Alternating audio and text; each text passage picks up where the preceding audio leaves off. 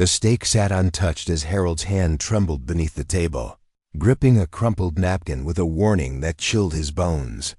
Across the room, the sheriff stood calm, deliberate, watching every move. A plate meant to nourish now felt like a threat, and every glance in the diner burned with unspoken judgment. Harold didn't know who to trust. All he knew was this meal might cost him more than his appetite. This is the story of a quiet Friday night that turned into a silent battlefield. Welcome, story lovers. Where are you watching from? Comment. Your city. After serving 2 decades in the military, Harold Johnson had finally settled into a quiet rhythm.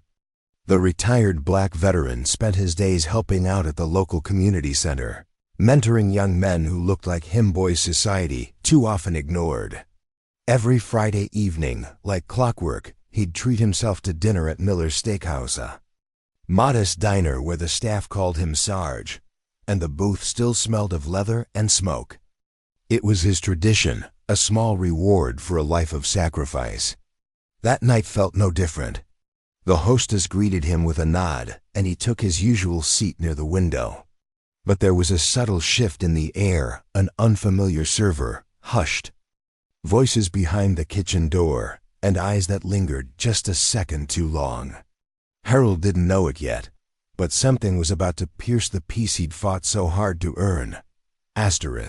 Harold had barely unfolded his napkin when he noticed it. Whispers coming from the counter, glances that weren't just curious, but calculating.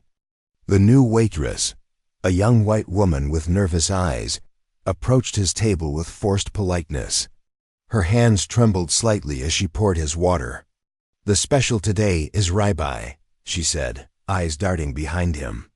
Harold nodded and ordered the same steak he'd had every Friday. As he waited, the energy in the room shifted.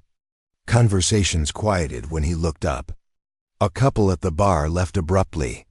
A man in a sheriff's uniform, seated 2 tables away, locked eyes with him and didn't look away. Harold's chest tightened. He'd been in combat zones, faced enemy fire, but this was different. This was silent, civilian hostility. Then the waitress returned with his plate, setting it down slowly.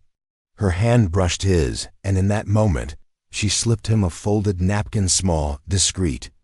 Her face stayed neutral, but her eyes screamed urgency. Harold glanced around. No one seemed to notice. He opened the napkin beneath the table. Inside, scrawled in shaky handwriting, were 5 chilling words. "Don't eat. They know you." His heart thudded.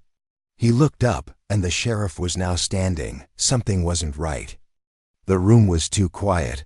His instincts kicked in. This wasn't just about dinner anymore. Harold stood up slowly, napkin still clutched in his hand. The sheriff stepped forward, one hand resting casually near his belt, too close to the holster. "Problem?" he asked, voice low and thick with threat. Every eye in the room was on Harold. The waitress was gone. His mouth was dry, his pulse thundered in his ears. He knew this feeling. It was the moment before impact, before all hell broke loose. But this wasn't a battlefield. Or maybe it was. The sheriff leaned in. "You people never learn." Harold's fists clenched, not in anger, but in restraint. He had to make a choice, stand his ground and risk it all, or walk away again. Dignity bleeding with every step. And just as the silence peaked, someone hit record. Dear audience, if you're enjoying the story, don't forget to give it a like. It really helps. Harold didn't speak. He stepped back, eyes never leaving the sheriff's, and walked out of that diner without touching a single bite. Behind him, murmurs filled the room, some ashamed, others complicit in their silence.